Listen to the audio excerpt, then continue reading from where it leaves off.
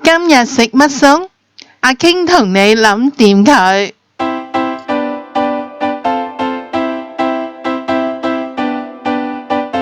黃金牛油曲奇，今日同大家呢整一個牛油曲奇喎。咁佢個材料好簡單嘅啫，得5樣嘢嘅啫。咁我哋呢就係有室溫溶咗嘅200個 gram 嘅牛油，50個 gram 嘅糖霜，140個 gram 嘅低筋麵粉，50個 gram 嘅粘米粉或者係粟米粉，鹽呢就少少，約莫係細半匙羹咁啦。所有嘅材料準備好，我哋就可以開始做曲奇噶啦。我哋揾個盤啦，將啲牛油呢就放咗落去先。啲牛油撳落去呢，見到佢軟嘅啦。咁我哋呢就開始將啲牛油打勻佢。好啦，你見到啲牛油呢開始打到均勻啦。咁我哋呢就可以加我哋嘅鹽咯，愛嚟呢就調啲味嘅。咁呢同埋糖霜啦，放咗落去。咁呢就輕輕咁樣攪佢先，攪勻咗佢啦。咁我哋呢就要用呢就係快速啲啦，嚟到將嗰個牛油呢就打到變咗淺黃色，啲顏色淺咗就係咁樣噶啦，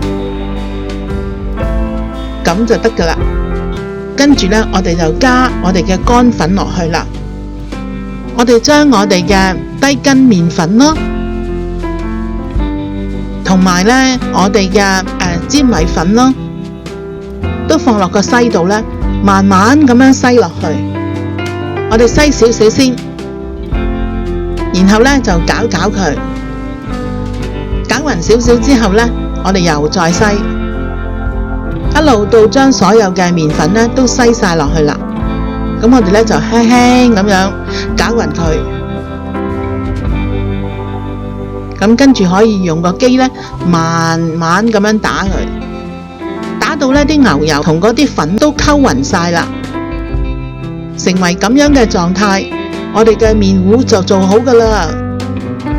跟住我哋準備個花嘴啦，今次我揀咗一個6個齒嘅花嘴，同埋一個擠袋。咁我哋 cut 嘅時候，記住要 cut 多啲。個口呢就一定要過咗嗰個花嘴個齒嗰度嘅。咁然後揾一個杯啦，或者揾一個碗啦，將啲麵糊呢就放落個擠袋度啦。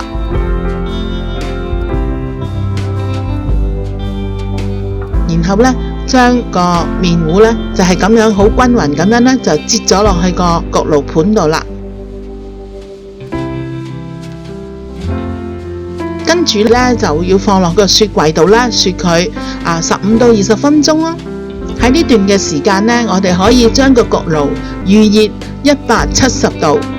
過咗15到20分鐘，曲奇都雪好啦。咁佢個形狀呢就係定咗啦喎。咁然後我哋就可以放落去個焗爐度啦。約莫呢就係焗15分鐘。但係唔同嘅焗爐就係唔同嘅，所以我到咁上下，我哋要睇睇佢，聞到有香味啦，見到佢嘅顏色呢都轉咯喎，哇，脆卜卜咁樣呢就得咗咯。攤凍佢10分鐘咁咯，我哋就可以開始食噶啦。哇，好香好好味嘅曲奇就做好啦。想知我下次煮啲咩？快啲訂閱我嘅頻道啦！記住同你嘅朋友分享啊！